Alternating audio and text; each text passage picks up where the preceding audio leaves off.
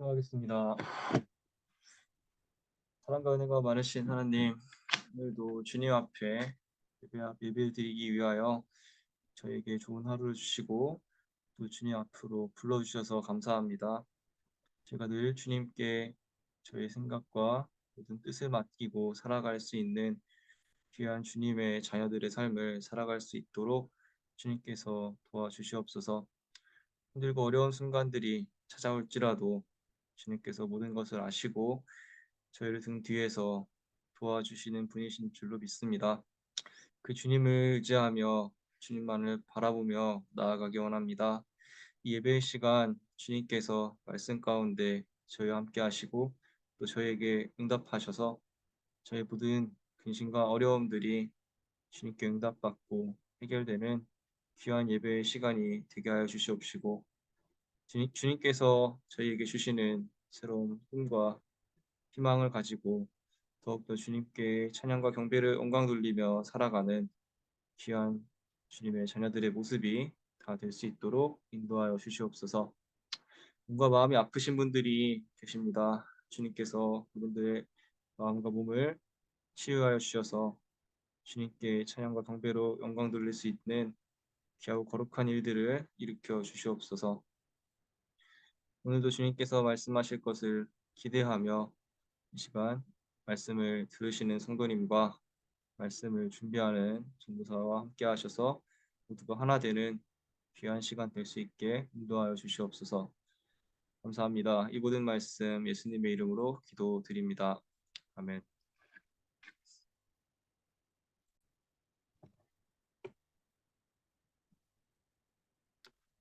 오늘 말씀은 잠언 18장 1절부터 16절까지 말씀입니다. 제가 읽을 때 여러분들도 마음속으로 읽어주시면 감사하겠습니다. 다른 사람과 어울리지 못하는 사람은 자기 욕심만 채우려 하고 건전한 판단력을 가진 사람을 적대시한다. 미련한 사람은 명철을 좋아하지 않으며 오직 자기 의견만을 내세운다. 악한 사람이 오면 멸시가 뒤따르고 부끄러운 일 뒤에는 모욕이 따른다. 슬기로운 사람의 입에서 나오는 말은 깊은 물과 같고 지혜의 샘은 세차게 흐르는 강처럼 솟는다. 악인을 두둔하는 것과 재판에서 의인을 억울하게 하는 일은 옳지 않다. 미련한 사람의 입술은 다툼을 일으키고 그 입은 매를 불러들인다. 미련한 사람의 입은 자기를 망하게 만들고 그 입술은 울무가 되어 자신을 올가맨다. 헐뜯기를 잘하는 사람의 말은 맛있는 음식과 같아서 뱃속 깊은 데로 내려간다. 자기 일을 게을리하는 자는 이를 망치는 자와 형제가 아니다. 주님의 이름은 견고한 성루이므로 의인이 그곳으로 달려가면 아무도 뒤쫓지 못한다. 부자의 재산은 그의 견고한 성이 되니 그는 그것을 아무도 못 오를 높은 성벽처럼 여긴다. 사람의 마음이 오만하면 멸망이 뒤따르지만 겸손하면 영광이 뒤따른다. 다 들어보지도 않고 대답하는 것은 수모를 받기에 알맞은 어리석은 짓이다. 사람이 정신으로 병을 이길 수 있다지만 그 정신이 꺾인다면 누가 그를 일으킬 수 있겠느냐? 명철한 사람의 마음은 지식을 얻고 지혜로운 사람의 귀는 지식을 구한다. 선물은 사람이 가는 길을 넓게 열어주고 그를 높은 사람 앞으로 이끌어준다. 아멘.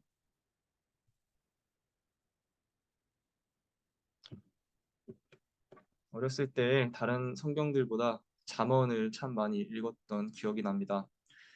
잠언이 지혜의 책이라고 불리기 때문에 잠언을 읽으면 하나님이 지혜를 주신다는 말을 자주 들어서 학생 때는 똑똑해지고 싶은 마음에 무작정 잠언을 펼쳐놓고 읽었던 기억이 있습니다. 그런데 잠언을 읽다 보니 잠언에서 이야기하는 지혜란 단순히 우리의 지능이나 IQ를 높여주는 의미에서의 지혜를 이야기하는 것이 아니라 우리가 삶을 살아가는 데 있어 더 현명하고 아름답게 살아가는 방법을 알려주는 그러한 의미에서의 지혜라는 것을 알게 되었습니다. 지혜란 단어를 사전에서 찾아보니 지혜란 사리를 분별하며 적절히 처리하는 능력을 말합니다. 그러므로 이렇게 사리를 분별하며 적절히 처리하는 능력은 자신의 감정을 잘 조절할 수 있게 하며 또 공공의 이익과 평화를 가져올 수 있게 한다고 합니다. 그래서 예전부터 유교에서도 지혜는 군자의 네 가지 덕목인 인, 의, 예, 지 중 하나로서 중요하게 여겨져 왔습니다. 서양 철학에서도 지혜는 중요한 덕목이었습니다. 유명한 신학자이자 스콜라 철학자인 토마스 아퀴나스는 모든 덕목의 아버지로 지혜를 꼽았습니다. 또 유명한 철학자인 아리스토텔레스는 지혜란 원인을 이해하는 것이라고 정의했습니다. 당시에는 미지의 현상을 이해하는 것이 학문의 출발이었기 때문에 모든 것의 원인을 이해하는 것을 지혜로 보았다는 것은 그만큼 지혜가 철학에서 중요한 위치를 차지하고 있었다는 것을 의미합니다. 성경에서도 지혜로운 사람 하면 떠오르는 인물이 있습니다. 바로 솔로몬입니다. 솔로몬은 하나님께 나라를 잘 다스릴 지혜를 구했고 그는 하나님께 지혜를 받아 흔히 솔로몬의 판결로 불리우는 유명한 일화 또한 남겼습니다. 이 두 명의 여인이 아이 한 명을 안고 찾아와 서로 자신의 아기라고 주장할 때 솔로몬은 그 아이를 반으로 베어 나누게 했고 이를 반대한 여인이 진짜 어머니라고 판결한 유명한 일화를 다들 기억하실 것입니다. 앞서 지혜의 정의를 소개하며 말씀드린 것처럼 솔로몬은 감정에 휘둘리지 않고 냉철하게 아기를 반으로 나누라는 명령을 내렸고 그 결과 공공의 이익과 평화를 가져오는 멋진 판결을 내렸습니다. 그렇다면 우리도 이렇게 지혜로운 사람이 되려면 어떻게 해야 할까요? 성경은 우리는 하나님께 지혜를 구해야 한다고 말합니다.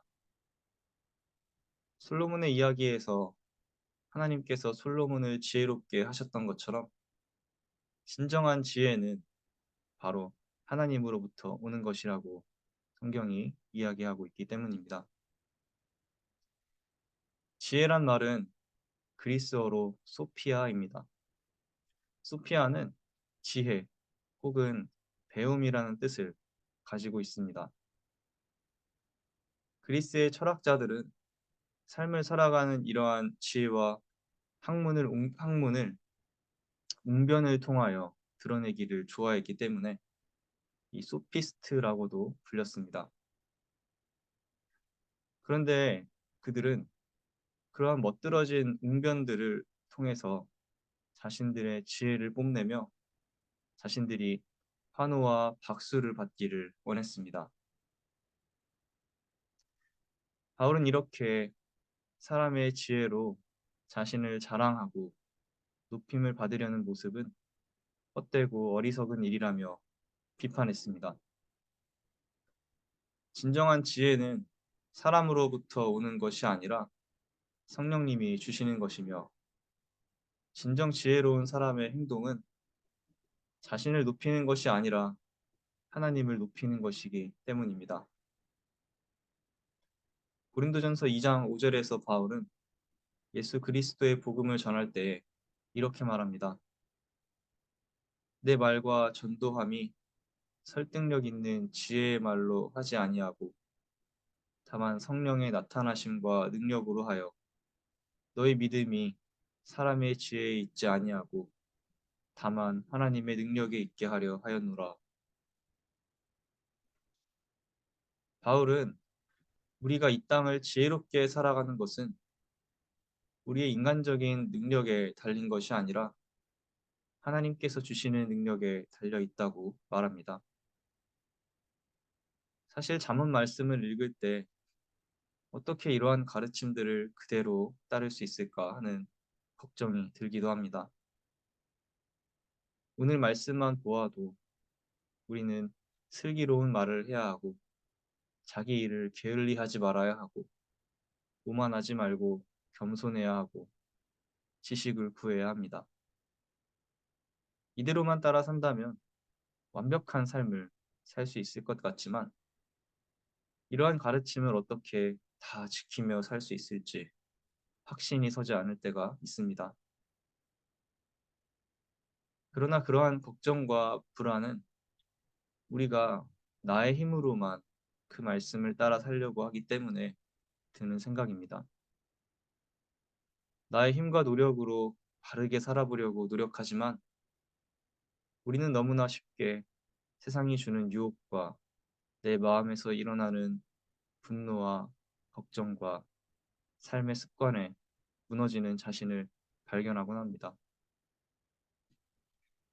그러므로 우리는 나의 힘이 아니라 하나님을 의지하며 살아가야 합니다.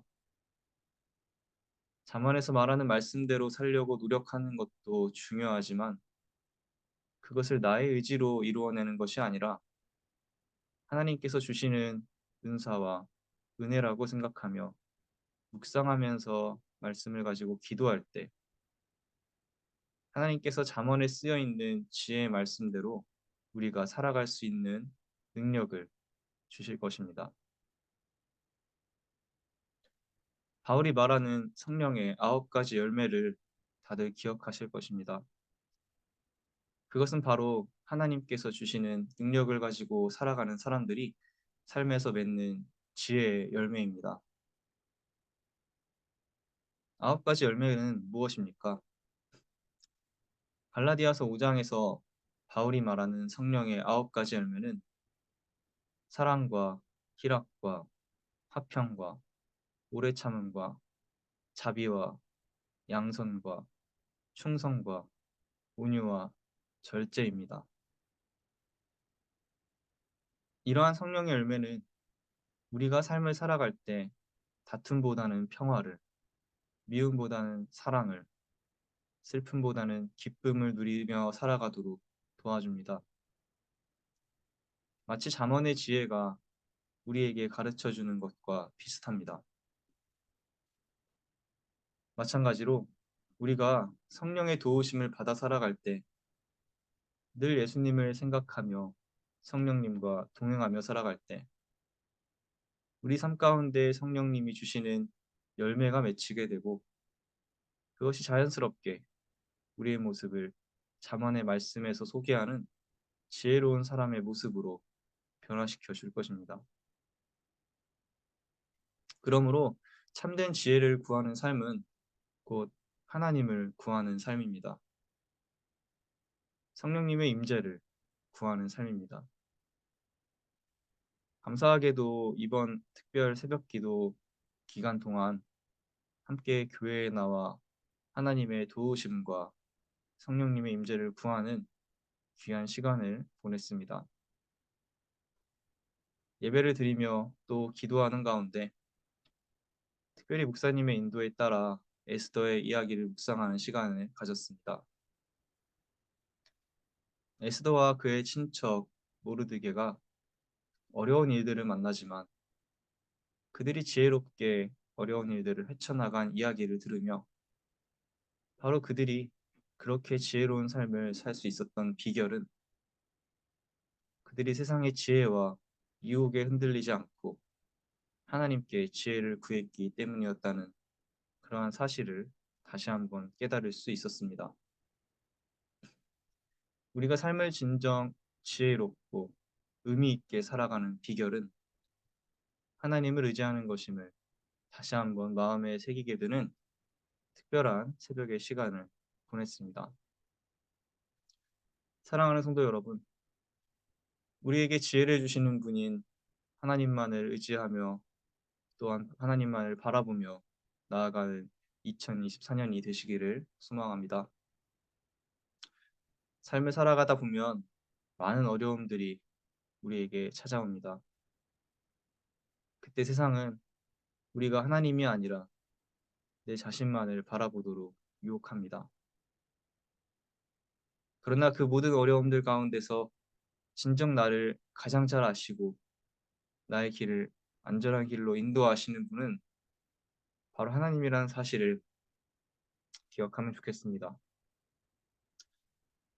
올해에도 삶에서 마주하는 장벽들을 지혜롭게 헤쳐나갈 수 있는 힘과 능력을 주시는 하나님을 의지하며 하나님의 살아계심을 찬양하며 그분의 은혜와 사랑을 경험하는 저와 여러분이 되기를 간절히 기도합니다. 우리가 끝까지 하나님의 편에 서서 그분의 지혜를 구한다면 하나님께서 우리의 길을 인도하시고 힘을 주시고 또 명철을 주셔서 우리의 삶 속에서 매 순간의 결정이 하나님이 원하시는 결정이 되게 하실 것입니다. 그렇게 주님 안에서 우리 모두에게 평화와 이익을 가져오는 지혜를 발휘하며 삶을 살아가는 저와 여러분이 되기를 기도합니다. 기도하겠습니다.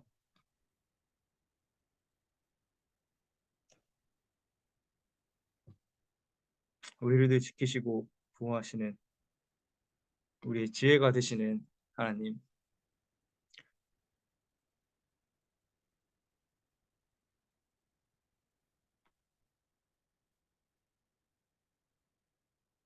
오늘 말씀 가운데 주님께서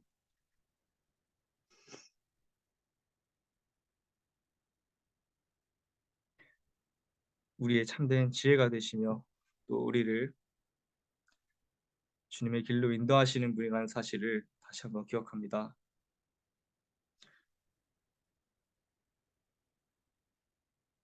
우리가 삶에서 마주하는 일들을 대할 때에 나의 능력과 지혜를 의지하는 것이 아니라 먼저 하나님을 바라볼 수 있는 마음을 저희에게 허락하여 주시옵소서.